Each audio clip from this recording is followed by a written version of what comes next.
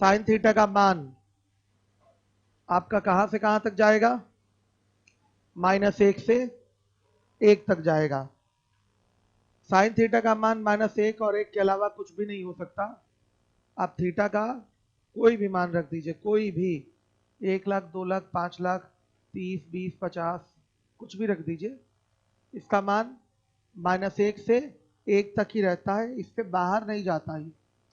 तो sine theta की जो मैक्सिमम वैल्यू होती है, अधिक से अधिक मान जो होता है, अधिकतम मान, वो होता है 1, और जो मिनिमम वैल्यू होती है वो होती है आपकी -1। अगर इसके रेंज यानी कि परास की बात करें, रेंज मतलब परास, तो परास में ये बताना होता है कि साइन थीटा की वैल्यू कहां से कहां तक जा रही है। तो -1 इज लेस देन और equal to sine theta, sine theta is less than और इक्वल टू 1 हो जाएगा। परास को आप इंटरवल यूज करके भी बोल सकते हैं। इंटरवल यूज करके बोलेंगे तो साइन थीटा कहां से कहां तक है बच्चे? क्लोज इंटरवल -1 फिर कॉमा फिर क्लोज इंटरवल +1।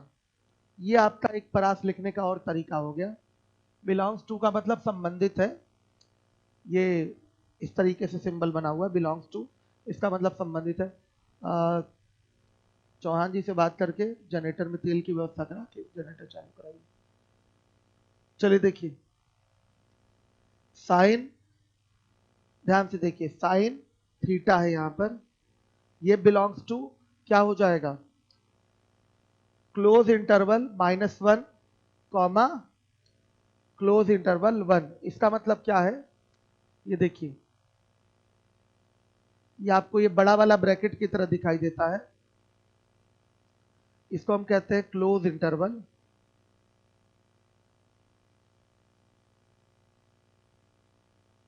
बंद ये अंतराल है आपका, ये बंद अंतराल है, क्लोज इंटरवल है। इंग्लिश में ही बोलिए क्लोज इंटरवल, ये भी इधर से भी क्लोज इंटरवल लगा हुआ है। तो इसमें क्या है आपका, ये क्या दर्शाता है कि जिसके लिए भी इसका प्रयोग किया गया है उसकी वैल्यू कहां से कहां तक जाएगी? -1 से +1 तक जाएगी। साइन थीटा के लिए ये प्रयोग किया गया है, इसका मतलब साइन थीटा की वैल्यू -1 से 1 तक जाएगी। -1 को शामिल करना है, -1 को शामिल करना है, फिर +1 को भी शामिल करना है। तो ये दोनों तरीके हैं रेंज लिखने के, साइन थीटा के रेंज लिखने के ये दोनों तरीके हैं। -1 इज लेस देन और equal to sine theta, sine theta is less than और इक्वल टू 1। पढ़ना सीख लीजिए। मतलब क्या हो गया, साइन थीटा की रेंज लिखने का एक और तरीका हो गया, साइन थीटा बिलोंग्स टू क्या हो गया? क्लोज इंटरवल -1 to 1 हो गया। सेम यही फिगर आपके कॉस के लिए भी होता है, सेम टू सेम यही चीज होती है। कॉस में अगर आते हैं, कॉस थीटा की अगर बात करें तो कॉस थीटा का मैक्सिमम वैल्यू, अधिक से अधिक मान क्या होगा?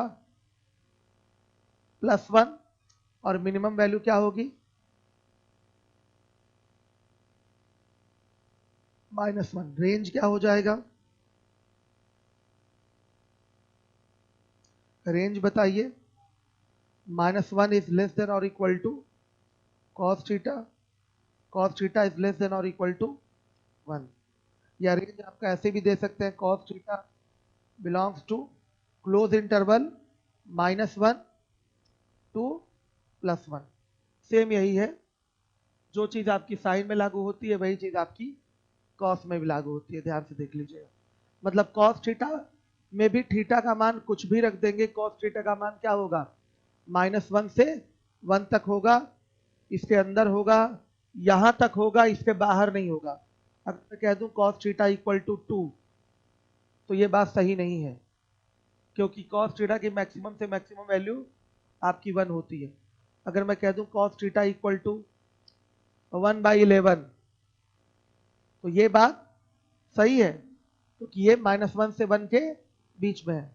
अगर मैं कह दूं cos थीटा इक्वल टू 10, तो ये संभव नहीं है, नहीं होता। ये कहां से कहां तक होता है? आपका -1 से 1 तक होता है। क्लियर हो गया। अब आइए कहीं आ जाता है sine square theta, sine cube theta, sine की पावर 4 थीटा, साइन की पावर 5 थीटा, इन सब की मैक्सिमम मिनिमम वैल्यू क्या होती है वो हम देख लेते हैं। क्लियर हो गया, नोट कर लिया इसको। अब आइए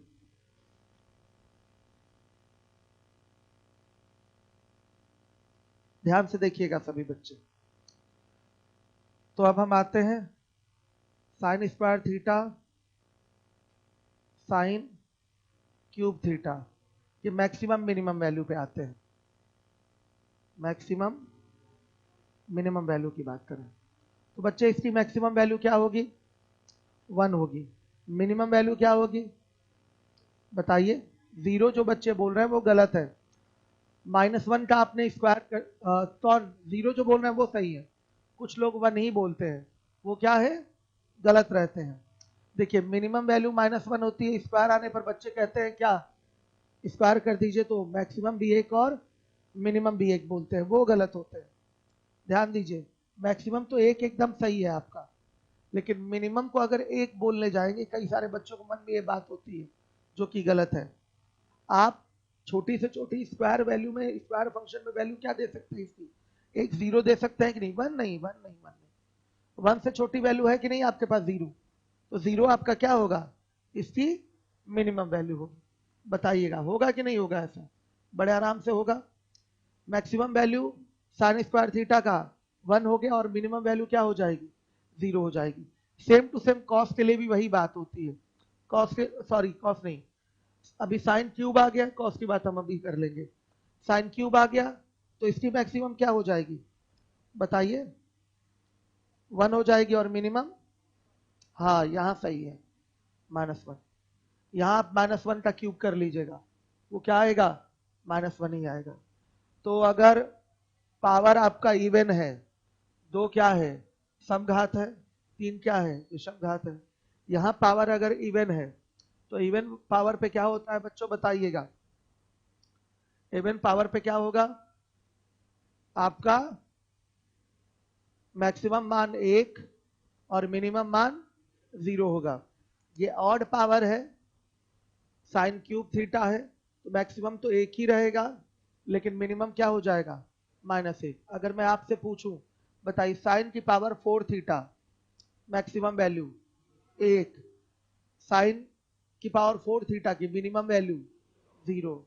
अगर यही साइन की पावर 5 थीटा हो जाए तो मैक्सिमम वैल्यू 1 और मिनिमम वैल्यू -1। क्लियर है? अब देखिए साइन की पावर लिखा हुआ है n थीटा, यदि n क्या हो? इवन हो। n क्या हो? इवन हो। मैक्सिमम वैल्यू क्या होगी? 1 और मिनिमम वैल्यू क्या होगी? 0 होगी। यदि n क्या हो बच्चों? ऑड हो, मैक्सिमम वैल्यू 1 और मिनिमम वैल्यू -1 होगी। क्लियर हो गया? सेम यही चीज कॉस के लिए भी लागू होती है, देख लीजिएगा, सेम यही चीज कॉस के लिए भी लागू होगी।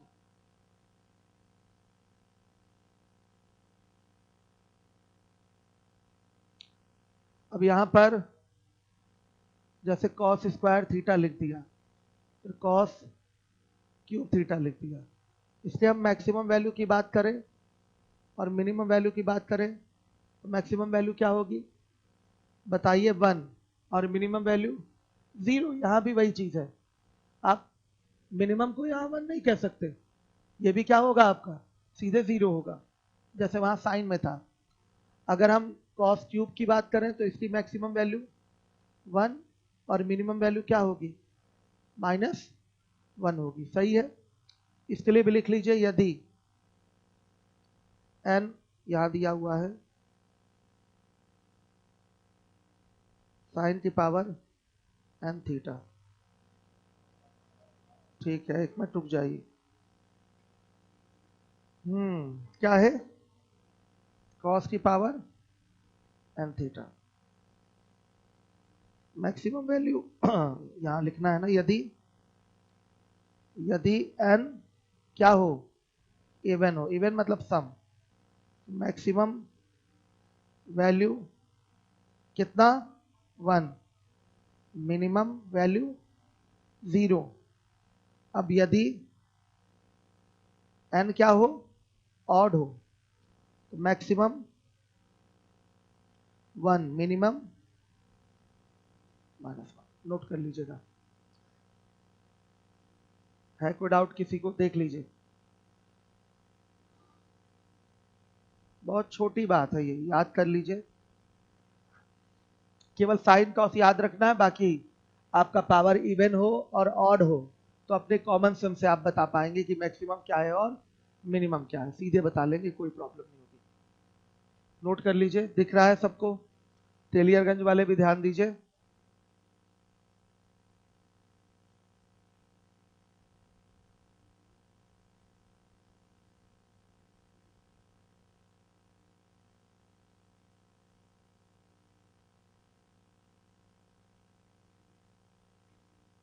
हो गया? अगर मैं पूछूं आपसे साइन की पावर 135 थीटा, तो मैक्सिमम वैल्यू क्या होगी और मिनिमम वैल्यू -1 होगी। अगर 135 पावर के बदले 134 पावर हो जाए तो मैक्सिमम 1 और मिनिमम 0। क्लियर हो गया? याद रखिएगा साइन थीटा का मान -1 से 1 तक होता है। कोई कह दे साइन थीटा बराबर 5 तो ये बात सही नहीं है। क्लियर है? अब आ जाइए,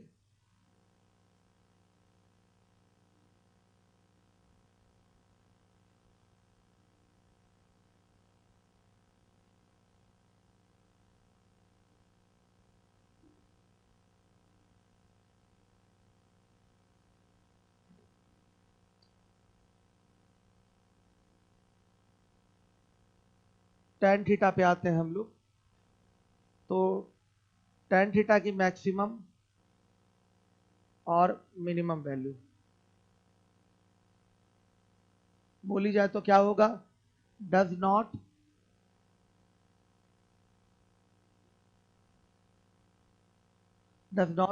एग्जिस्ट बच्चों, संभव नहीं है। क्लियर है? Maximum minimum value does not exist है। जो बच्चे ग्राफ इसका जानते हैं उनको पता है कि वैल्यू कहाँ तक टेंड होती है, इनफाइनाइट तक टेंड होती है, पहुंचती नहीं है। इनफाइनाइट तक क्या होती है? टेंड होती है, कहीं जाके काटेगा ही नहीं, सीधे क्या होगा? चढ़ता जाएगा, ऊपर निकलता जाएगा। तो इसका जो रिजल्ट होता है, हाँ बताइए।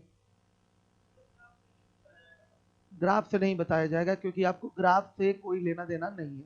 सोचा था मैंने ग्राफ से बता देंगे, लेकिन अब इसमें क्या ग्राफ बताया जाए कि मैक्सिमम वैल्यू 1 और मिनिमम वैल्यू आपकी क्या है? -1 है साइन थीटा कॉस थीटा के लिए। तो ग्राफ ना कभी पूछता है ना कभी उसकी ज़रूरत है, तो ग्राफ जानने की ज़रूरत नहीं, केवल इतने रिजल्ट से आपका मतलब है, एग्जाम का कोई क्वेश्चन छूटेगा नहीं।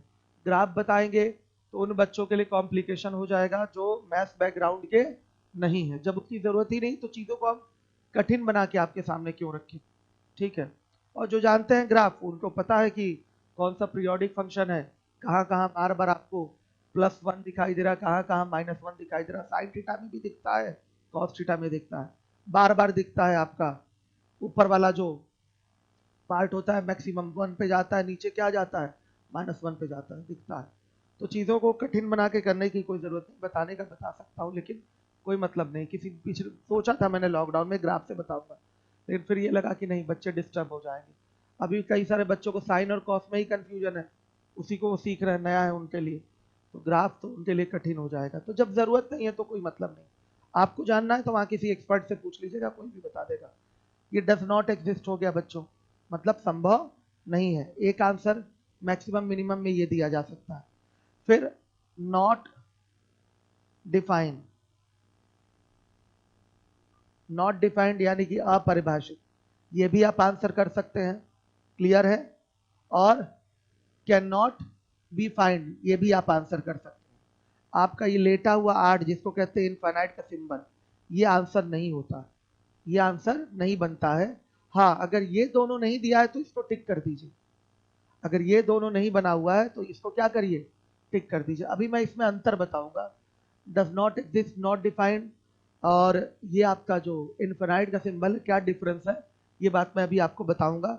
अभी देख लीजिए केवल मैक्सिमम और मिनिमम वैल्यू क्या होती है इसकी, डज नॉट एग्जिस्ट या नॉट डिफाइंड। क्लियर है?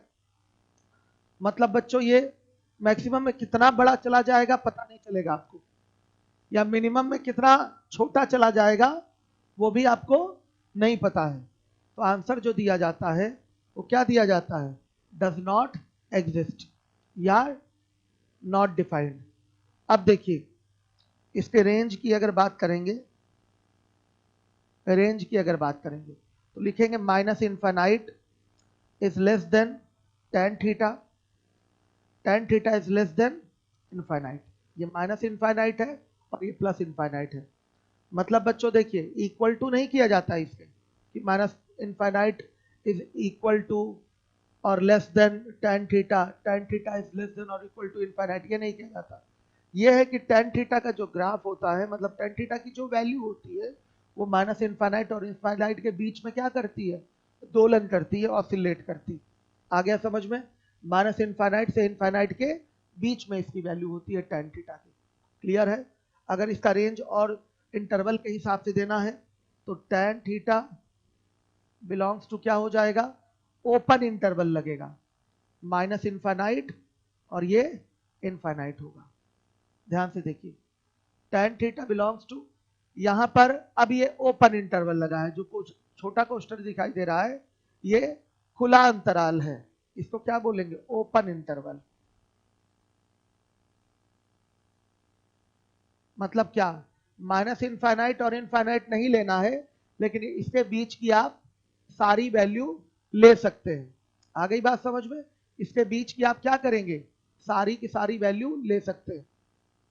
बस आपका क्या नहीं लिया जाएगा, माइनस इनफाइनाइट और इनफाइनाइट नहीं लिया जाएगा, इसके बीच की आप सारी वैल्यू ले सकते हैं। क्लियर है? सारी वैल्यू होगी, मैंने बोला भी है, ये भी देख लीजिए लिखा हुआ है, इक्वल टू कहीं नहीं लगा हुआ है। इसका जो रेंज होगा minus infinite is less than tan theta, tan theta is less than infinite.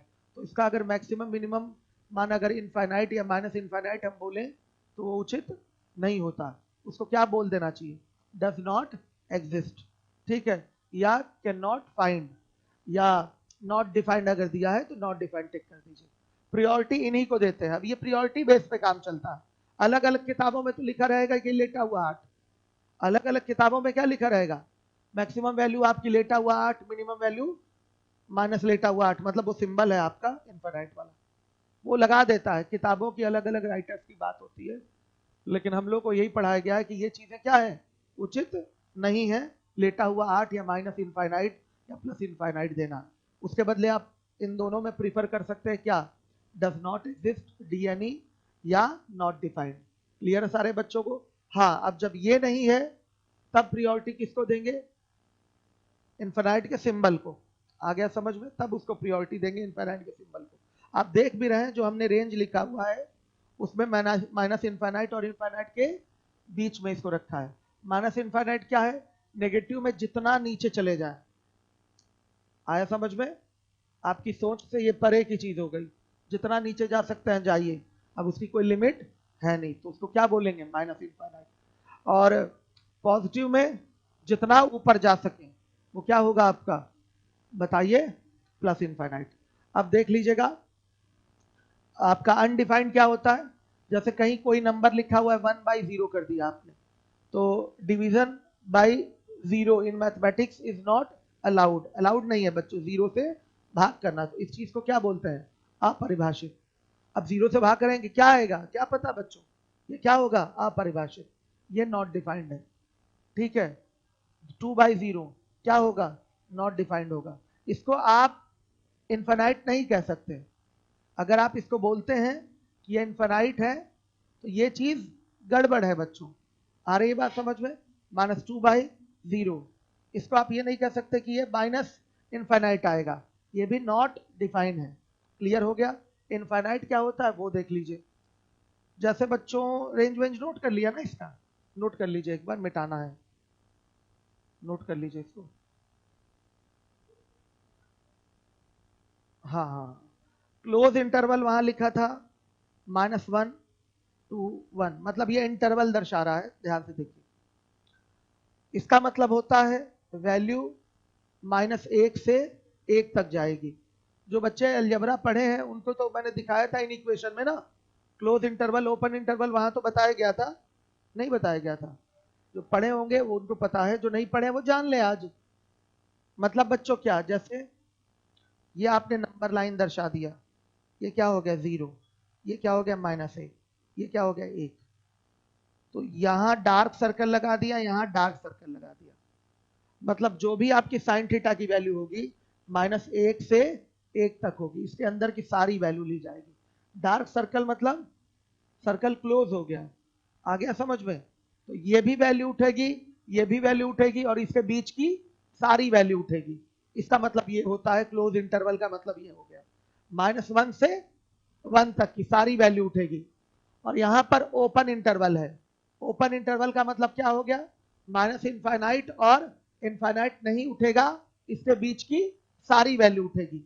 आ गई बात समझ में? इसके बीच की सारी वैल्यू उठाएंगे। क्लियर हो गया? अब देखिए, कहा तो इसको सबको क्लियर हो गया ना, क्लोज इंटरवल और ओपन इंटरवल क्या है, आ गया समझ में? चलिए आइए देखिए, अब मैं इनफाइनाइट के बारे में बता दूं। कैलकुलस में आप लोगों ने पढ़ा होगा कि कहीं लगा हुआ है limit x tends to 0 plus 1/x, इसकी वैल्यू होती है प्लस इनफाइनाइट। आया समझ में बच्चों? इसकी वैल्यू क्या होती है, प्लस इनफाइनाइट। इससे दिखाते हैं आप, limit x tends to 0 plus 1/x की वैल्यू क्या हो जाएगी, प्लस इनफाइनाइट। 0 प्लस का मतलब क्या है बच्चे, ये नंबर लाइन है, यहाँ 0 है, राइट साइड से 0 की ओर बढ़ रहे हैं, इसको कहते हैं 0 प्लस। आया समझ में? तो बच्चों देखिए, अगर अभी हम 1/1 कर दें वैल्यू 1, 1/0.1 कर दें वैल्यू 10, 1/0.01 कर दें वैल्यू 100, 1/0.001 कर दें वैल्यू क्या हो गई 1000। तो आप देख रहे हैं जैसे जैसे आप 0 की ओर बढ़ रहे हैं, भाई देखिए 0.1, फिर 0.01, 0.001, तो इसका मतलब आप किधर बढ़ रहे हैं, आप 0 की ओर बढ़ रहे हैं ना, फिर 0.000001, आप किधर बढ़ रहे हैं, लगातार आप भाजक को छोटा कर रहे हैं, लगातार डिवाइजर क्या हो रहा है, छोटा हो रहा है।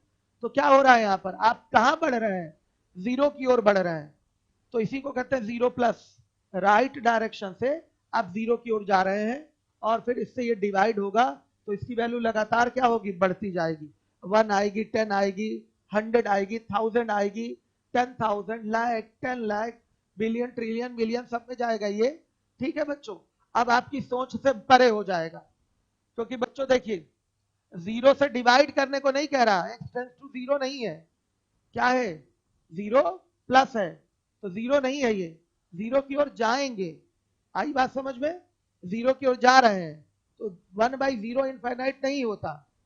आया समझ में, 0 की ओर ये जा रहे हैं, 0 लेंगे नहीं आप, तो इसकी वैल्यू क्या होती है, इनफाइनाइट बोल देते हैं। इनफाइनाइट बच्चों ये कोई नंबर नहीं होता, ये क्षेत्र है, एक रीजन है।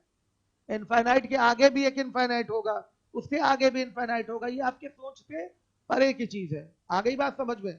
तो ये कैलकुलस में इसको इस तरीके से इनफाइनाइट को डिफाइन किया जाता है। और ये तो एग्जैक्टली आपके सामने है कि dividing by 0 is not allowed in mathematics. ठीक है बच्चों, आ रही बात समझ में? तो देखिएगा ये ऐसे है ये सारी चीजें। अब एक और आता है, अब बच्चे कहेंगे सर माइनस इनफाइनाइट, तो हाँ वही वैल्यू जो आप सोच रहे हैं, नेगेटिव में बढ़ते जाइए, बढ़ते जाइए, और इसकी कोई लिमिट नहीं है, कितना नेगेटिव में आगे नीचे जा रहे हैं कोई उसकी जानकारी आपको नहीं हो पा रही, तो उसी को क्या बोलेंगे, माइनस इनफाइनाइट। तो उसमें क्या होता है, ये 0 प्लस हो गया, वो क्या होता है, x टेंस टू 0 माइनस, इसकी वैल्यू क्या होती है, माइनस इनफाइनाइट। 0 माइनस का मतलब ये आप लेफ्ट से राइट की ओर यानी कि 0 की ओर बढ़ेंगे, किधर बढ़ेंगे, 0 की ओर। तो अभी -1 से डिवाइड किया, -1 आ गया, फिर -0.1 से डिवाइड किया, -10 आ गया, फिर -0.01 से डिवाइड किया, क्या आ गया, 100 आ गया, माइनस 0.001 से डिवाइड किया, क्या आ गया, माइनस 1000 आ गया। आप देख रहे हैं बच्चों, लगातार आप जीरो की ओर बढ़ रहे हैं, लेकिन किधर से, आप लेफ्ट से बढ़ रहे हैं, ठीक है, यानी कि नेगेटिव वैल्यू की ओर से आप जीरो की ओर आ रहे हैं। आ रही बात समझ में, नेगेटिव वैल्यू से आप जीरो की ओर आ रहे हैं। तो यहां पर आपने देखा डिवीजन का सिस्टम भी देख लिया, इसमें वैल्यू जो आती है वो क्या आती है, माइनस, क्या आती है, इनफाइनाइट। ठीक, तो जनरली जो आंसर है हमारे ट्रिग्नोमेट्री में मैक्सिमम मिनिमम से रिलेटेड कोई माइनस इनफाइनाइट या इनफाइनाइट नहीं बनाया जाता। हाँ, अब नहीं है, किताबों में बहुत सारी किताबों में लिखा हुआ है कि मैक्सिमम वैल्यू इनफाइनाइट और मिनिमम वैल्यू क्या, इनफाइनाइट, लेकिन एग्जाम में पेपर में क्वेश्चन देने वाला भी ये मानेगा, आपका कमीशन भी ये मानेगा कि इनफाइनाइट के बदले आप किसको प्रियोरिटी दें, डज नॉट एग्जिस्ट को या नॉट डिफाइंड को, मैक्सिमम मिनिमम के लिए। ये तो लास्ट चॉइस बचेगी आपकी इनफाइनाइट। बताइए बच्चों, डज नॉट एग्जिस्ट भी है, इनफाइनाइट भी है और नॉट डिफाइंड है, आप किसको प्रियोरिटी इन तीनों में देंगे, डज नॉट एग्जिस्ट को प्रियोरिटी दे देंगे। आ रही बात समझ में, क्लियर है, और उसके बाद नॉट डिफाइंड को दे देंगे। लास्ट में अगर और सब नहीं है तो किसको प्रियोरिटी देंगे, इनफाइनाइट को, जो सिंबल है आपका। आ गया बस बात समझ में, जो सिंबल है। इसमें किसी को कुछ पूछना तो नहीं है। एक होता है इनडिटर्मिनेट फॉर्म, जानते हैं आप लोग, कैलकुलस में पढ़े हैं, इसकी वैल्यू ही फिक्स नहीं होती, किस पर डिपेंड करता है, ये लिमिट पर आपके डिपेंड करता है, कौन सा क्वेश्चन में कहां से कहां तक वैल्यू लेनी है। कहीं 0/0 की वैल्यू क्या होती है आपकी, बताइए, कहीं कहीं क्या हो जाती है, इनफाइनाइट भी ले लेता है, कहीं कहीं नॉट डिफाइंड भी ले लेता है, कहीं कहीं 1 भी ले लेता है। अब सोचिए, आप लोग तो किए होंगे, अगर इंटर तक मैथ्स में पढ़े हैं तो 0/0 की वैल्यू क्या ले लेता है, 1 भी ले लेता है। तो इसी चीज को बोलते हैं बच्चों, निर्धारित नहीं है, ये क्वेश्चन के हिसाब से इसकी वैल्यू क्या होगी, चेंज होगी, तो इसी को कहते हैं इनडिटर्मिनेट फॉर्म। कहीं आ गया आपका infinite minus infinite, indeterminate form है, 0 की वैल्यू, फिर आपका 0 × 0 नहीं, बहुत सारी, कई सारे केसेस होते हैं आपके, आपका जैसे ये क्या कहते हैं, 0 इनफाइनाइट हो गया, इनफाइनाइट टू पावर 0 हो गया, बहुत सारे केसेस है कि जिसमें आपका क्या बनेगा, इनडिटर्मिनेट फॉर्म बनेगा। तो इनडिटर्मिनेट फॉर्म से आपको क्या लेना देना, बताइए, आपको कोई मतलब है। अब बच्चे पूछते हैं सर 0/0 क्या होगा, अब उनको क्या बताया जाए 0/0 क्या होगा, आपके एग्जाम में ये पूछा जाएगा, नहीं पूछा जाएगा। तो ये सब इनडिटर्मिनेट फॉर्म है, इससे कोई लेना देना नहीं है। जो कैलकुलस वगैरह पढ़े हैं उनको ये सारी जानकारी है।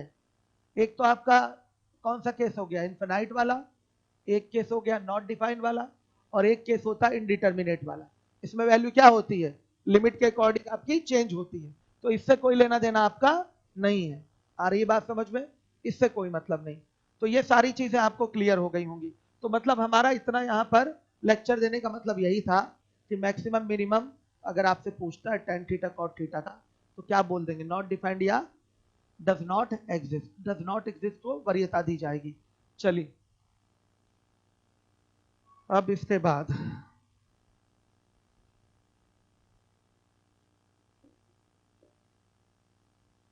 ये तो हो ही गया, रेंज भी इसका दे दिया मैंने। अच्छा, रेंज ऐसे भी लिखा जा सकता है, tan थीटा बिलोंग्स टू क्या होगा, बताइएगा, open interval minus infinite comma open interval infinite, ये दोनों ओपन इंटरवल लगेगा। यहां लिखे थे क्या हम पहले, अच्छा एक बार लिख चुके हैं ना, ठीक है, ये होगा फिगर बच्चों, कोई डाउट इसमें। अब हम आएंगे इवन पावर और ऑड पावर की बात करेंगे, इवन और ऑड पावर की बात कर लेते हैं। चलिए मिटा देना इसको, मिटाए,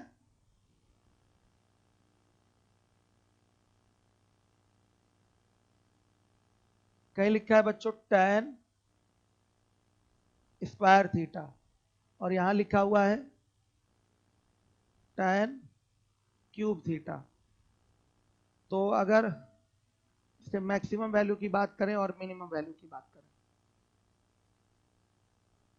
चलिए, और इसके मैक्सिमम वैल्यू की बात करें और मिनिमम वैल्यू की बात करें, तो बच्चों maximum value does not exist और मिनिमम वैल्यू बोलिए बोलिए। जीरो बच्चे बोल रहे हैं, जीरो बोल रहे हैं। इसको डज नॉट एग्जिस्ट क्यों नहीं बोले, बताइए बच्चों।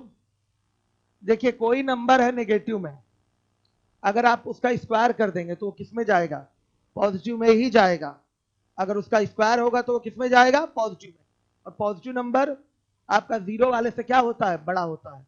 तो इसकी मिनिमम से मिनिमम वैल्यू हम क्या दे देंगे, बताइए, जीरो। बताइए मिनिमम से मिनिमम वैल्यू क्या दे दी जाएगी, जीरो। क्लियर है, आ रही बात समझ में। अब बताइए tan में जीरो किसकी वैल्यू होती है, tan 0 डिग्री की वैल्यू जीरो होती है। क्लियर है सारे बच्चों को। यहां पर मिनिमम वैल्यू क्या आ जाएगी आपकी, जीरो। मिनिमम में देखिए अगर कोई भी नेगेटिव वैल्यू है tan का, अगर आप उसका स्क्वायर कर देंगे तो क्या आएगा, वो हमेशा पॉजिटिव आएगा। तो यहां पर आपका नॉट डिफाइंड या डज नॉट एग्जिस्ट बोलने का कोई केस बनता ही नहीं है। बताइए बच्चों, इससे भी छोटी वैल्यू एक है, वो क्या है, जीरो। तो जीरो ही ला के यहां रख देंगे, जीरो ही बोलेंगे। तो tan थीटा की मैक्सिमम मिनिमम वैल्यू तो नॉट डिफाइंड हो गई, डज नॉट एग्जिस्ट हो गई। लेकिन अब जब tan स्क्वायर थीटा हो जाएगा तो मैक्सिमम वैल्यू तो होगी आपकी डीएनई होगी, डज नॉट एग्जिस्ट। लेकिन मिनिमम वैल्यू क्या होगी, जीरो होगी। आ गया समझ में। इसमें आ जाइए मैक्सिमम डी एन ई और मिनिमम भी डी एन ई हो जाएगा। मैक्सिमम भी डज नॉट एग्जिस्ट और मिनिमम भी क्या होगा, डज नॉट एग्जिस्ट। क्लियर है।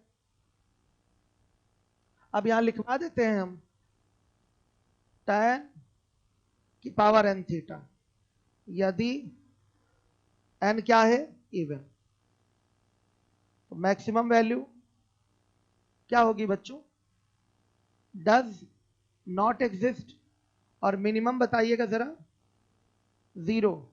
और यदि n क्या हो, ऑड नंबर हो, तो बताइए maximum minimum does not exist. सही है, ये tan के लिए हो गया बच्चों।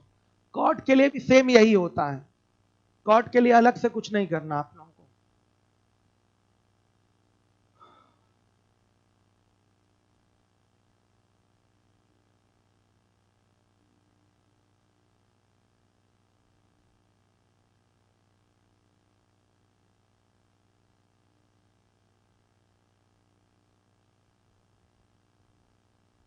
हो गया। आइए देखिए, अब बच्चों आइए कॉट के लिए भी सेम यही पलट लेते हैं सिस्टम सारा।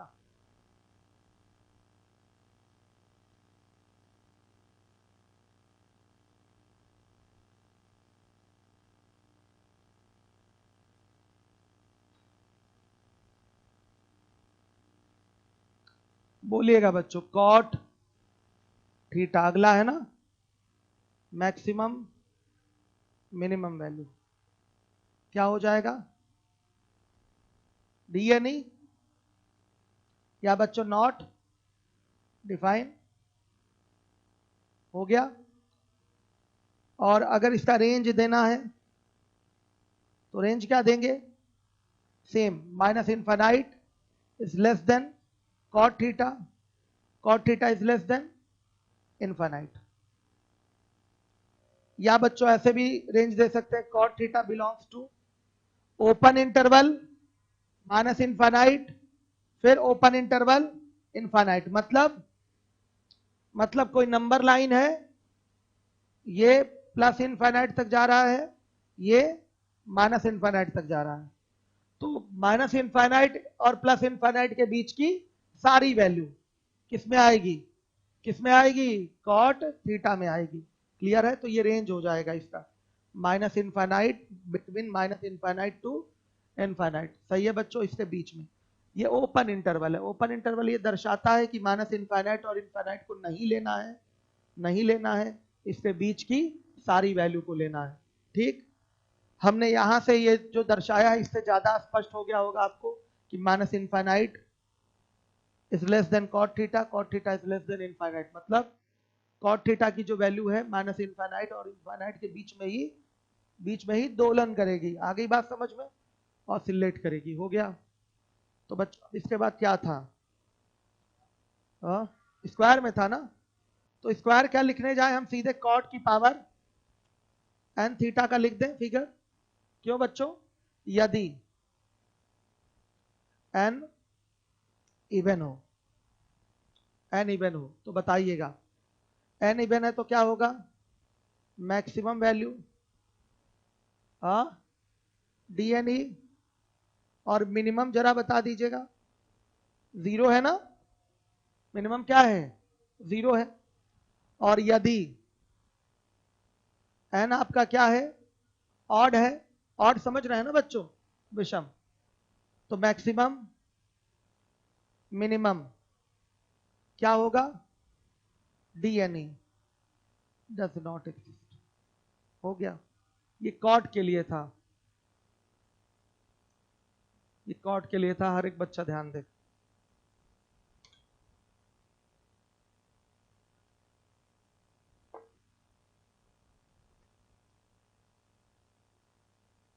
अब दो और बच्चे हैं ना?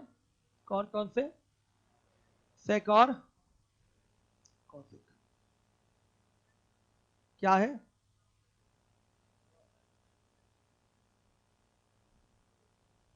इनवर्स इनवर्स फंक्शन आपको नहीं पढ़ना, बैठ जाइए। ठीक है, इंटर का एग्जाम थोड़ी देना है। ठीक है, जितना आप पढ़ा रहे हैं उतना पढ़िए। चलिए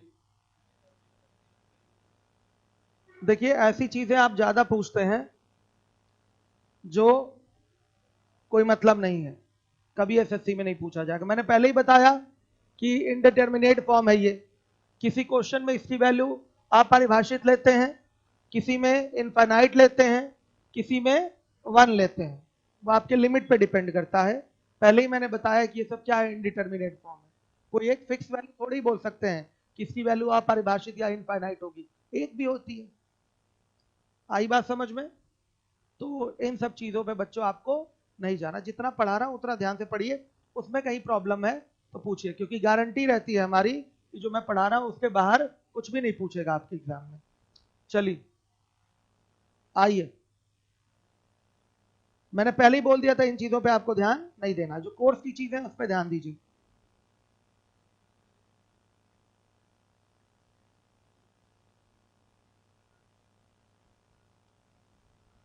अब आ जाइएगा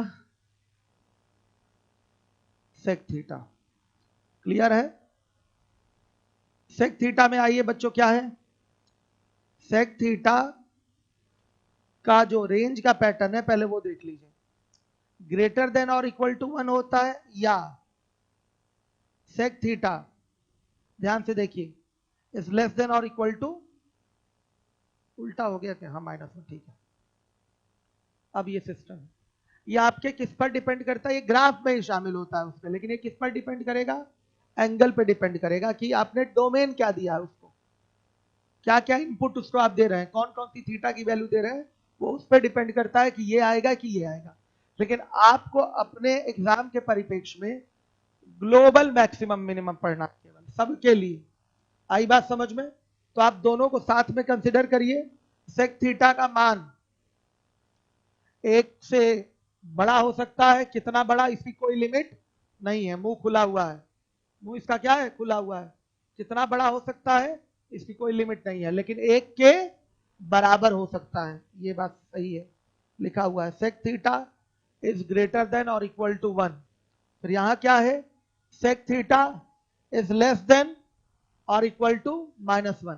तो -1 से सेक थीटा की वैल्यू कितनी छोटी होगी? कोई इसकी लिमिट नहीं है। आ गई बात समझ में? हाँ, लेकिन -1 के बराबर होगी, ये फिक्स है। क्लियर है सारे बच्चों को? तो ये आपकी दो चीजें साथ में चलेंगी। तो ध्यान से देखिए, मैक्सिमम और मिनिमम दोनों वैल्यू क्या हो जाएगी? Does not exist. आया समझ में? Does not exist. 1 से ये कितना बड़ा है इसकी कोई जानकारी नहीं है, -1 से ये कितना छोटा है इसकी कोई जानकारी नहीं है। तो मैक्सिमम मिनिमम दोनों वैल्यू क्या बोलेंगे आप? डज नॉट एग्जिस्ट बोलेंगे। क्लियर है? ये आपका सेक थीटा के लिए ये दोनों वैल्यू चलेगी। अभी तक जो था आपका साइन थीटा के लिए एक साथ जुड़ा हुआ था, लेकिन ये ब्रेक होता है। ये क्या होता है? ब्रेक होता है। एक तरफ रहेगा सेक थीटा ग्रेटर देन और इक्वल टू 1 और नीचे की ओर रहेगा sec theta is less than और इक्वल टू -1। ये ब्रेक होता है। आया समझ में? अलग अलग पार्ट में बनता है। तो देखिए, इसमें आपको मैक्सिमम और मिनिमम इसमें भी नहीं पता चल पाएगा। ये भी क्या होगा? डज नॉट एग्जिस्ट होगा। इसकी अगर रेंज आपको देनी है तो ये रेंज ही है इसका।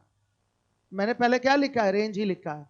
रेंज लिखने का एक और तरीका है कि sec theta belongs to all real number और माइनस कौन सा इंटरवल? ओपन इंटरवल -1 फिर ओपन इंटरवल 1। आ गया समझ में? मतलब क्या करना है बच्चों? देखिए, सेक थीटा का मान 1 और -1 के बीच में नहीं होता। सेक थीटा का मान -1 और 1 के बीच में नहीं हो सकता। बाकी सारी वैल्यू होगी ऑल रियल नंबर। बाकी सारी वैल्यू होगी सेक थीटा के लिए, ऑल रियल नंबर होगा। लेकिन आपका -1 और बच्चों 1 नहीं हो सकता। क्लियर है सारे बच्चों को? -1 और 1 नहीं हो, सॉरी गलत बोल दिया, -1 और 1 के बीच की वैल्यू नहीं हो सकती। सेक थीटा की वैल्यू -1 और 1 के बीच में नहीं हो सकती। आई बात समझ में? जैसे कोई कह दे सेक थीटा बराबर 1/2, सही है? गलत है। कोई कह दे सेक थीटा बराबर 1/3, बताइए, गलत है। कोई कह दे सेक थीटा बराबर -1/5, गलत है बच्चों। -1 और 1 के बीच की वैल्यू नहीं हो सकती।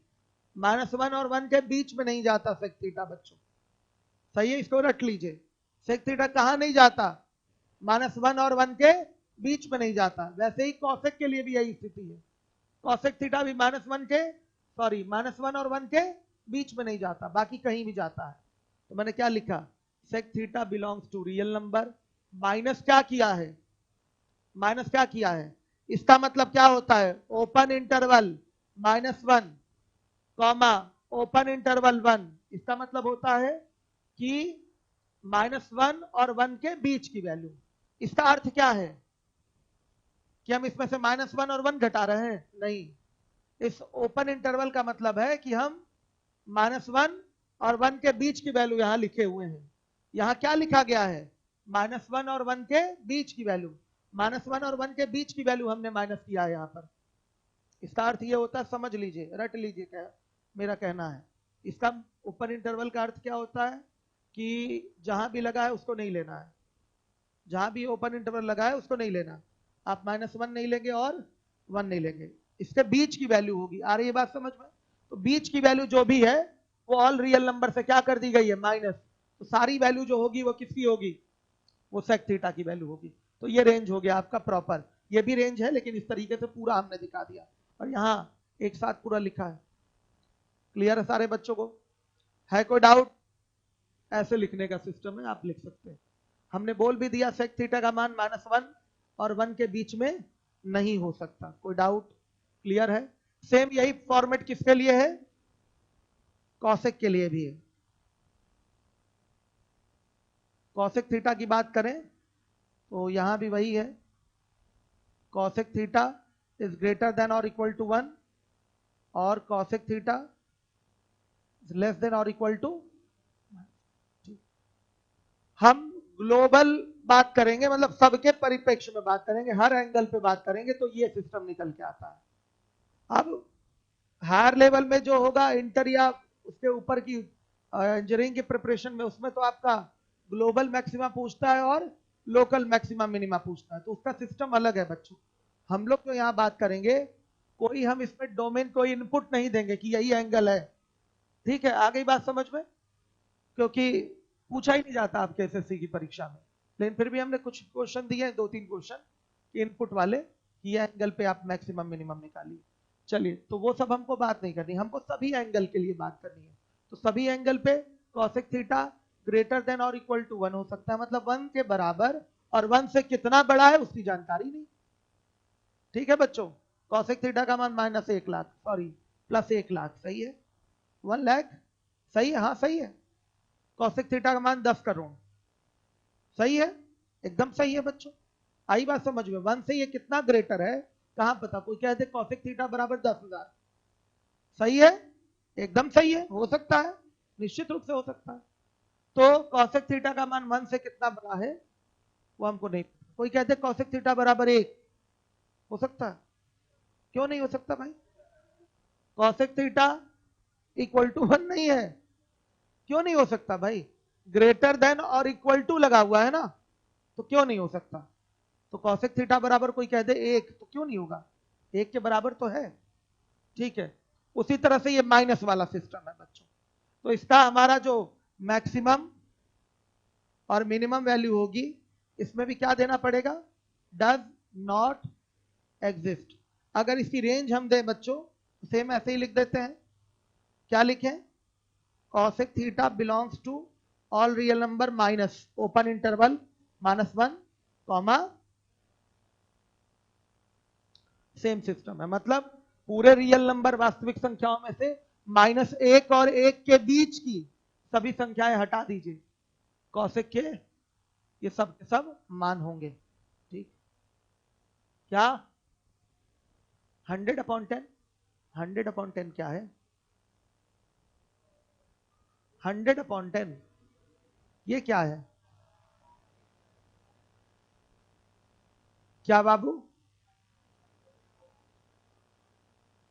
नहीं समझे हम सवाल आपका। इसका 10 है, 100/10 की वैल्यू क्या आ रही है? 10 आ रही है, 10 तो संभव है। अब इसमें कौन सी गणित है? 100/10 की वैल्यू क्या होगी? 10। तो कॉसेक में ये मान क्या है बेटा? संभव है, ठीक है। चलिए, खूब गणित लगाते हैं आप लोग। सुबह से बच्चों तबीयत खराब है, मेरा पेट ही दर्द कर रहा है बहुत ज्यादा। चलिए, गले तक बच्चों समस्या है। चलिए देखिए, अब इसके बाद अब तो हम लोग पावर एन में बात करेंगे ना, एन सम है और विषम है, उस पर बात होगी। आइए, सेक की पावर एन थीटा ना, यदि, अच्छा नहीं एन पे नहीं, पहले स्क्वायर और क्यूब पे बात कर लीजिए। चलिए भाई, मैक्सिमम मिनिमम बताइए। मैक्सिमम डज नॉट एग्जिस्ट, सही है। और मिनिमम, कोई भी बड़े से बड़ा नेगेटिव नंबर है, स्क्वायर कर देंगे तो पॉजिटिव हो जाएगा, तो फिर तो मुश्किल होगी। लेकिन एक छोटे से छोटा मान सेक का क्या हो सकता है?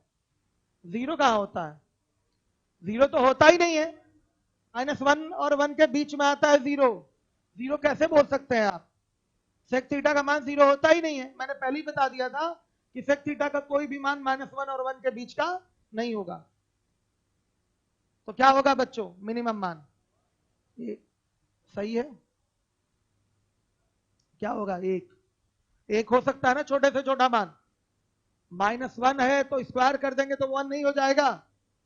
अब बताइए, अब जो भी वैल्यू मिलेगी आपकी 1 से बड़ी ही मिलेगी, कोई भी अब वैल्यू मिलेगी, कोई स्क्वायर फंक्शन है, अगर वो नेगेटिव भी है बच्चों, अगर स्क्वायर कर देंगे तो वो पॉजिटिव हो जाएगा। तो सेक थीटा में कोई भी वैल्यू अगर स्क्वायर कर देते हैं तो सब की सब वैल्यू 1 से अब क्या मिलेगी? बड़ी ही मिलेगी। 1 उठा लिया आपने मिनिमम वैल्यू, तो अब आगे की जो भी वैल्यू आएगी इससे बड़ी आएगी, इससे नीचे जा ही नहीं सकती वैल्यू। सेक का कोई स्क्वायर वैल्यू है, मतलब स्क्वायर पावर की वैल्यू है, तो हमेशा क्या होगी? 1 और 1 से आगे होगी, 1 और 1 से आगे होगी। आई बात समझ में? 1 से कम नहीं हो सकती, 1 से कम कहां होगी? पता है -1 और 1 के बीच में वैल्यू होती नहीं सकती ताकि, तो क्या होगा मिनिमम वैल्यू? 1।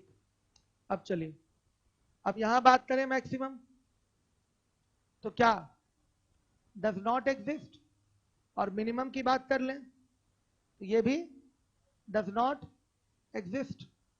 तो sec की पावर n थीटा के लिए लिख लीजिए बच्चों, यदि n क्या है, इवन, मैक्सिमम क्या होगा, डीएनई, और मिनिमम क्या होगा। रटेंगे क्या इसको आप लोग, क्यों रटेंगे बच्चों, इसको समझ लीजिए ना। आप अगर स्क्वायर करेंगे तो कोई भी निगेटिव वैल्यू पॉजिटिव में आ जाएगी, तो बच्चों मिनिमम से मिनिमम वैल्यू हमारी क्या फिर हो सकती है, 1। मिनिमम से मिनिमम वैल्यू क्या लिख सकते हैं, 1। तो कि बड़े से बड़ा निगेटिव वाला नंबर है, सॉरी छोटे से छोटा निगेटिव वाला नंबर है, आप उसका स्क्वायर करेंगे तो वो क्या होगा, पॉजिटिव हो जाएगा। तो हमें क्या देना है, मिनिमम वैल्यू देना है, तो एक छोटी से छोटी वैल्यू 1 उठाई जा सकती है, तो 1 हमारा क्या होगा, इसकी मिनिमम वैल्यू होगी। अब आइए, यदि n क्या है, ऑड है, तो बताइए मैक्सिमम डज नॉट एग्जिस्ट, और मिनिमम ये भी डज नॉट एग्जिस्ट। हो गया। अब इसके बाद कल होंगे क्वेश्चन, कोसेक आप करेंगे ना कि हम ही करें सब।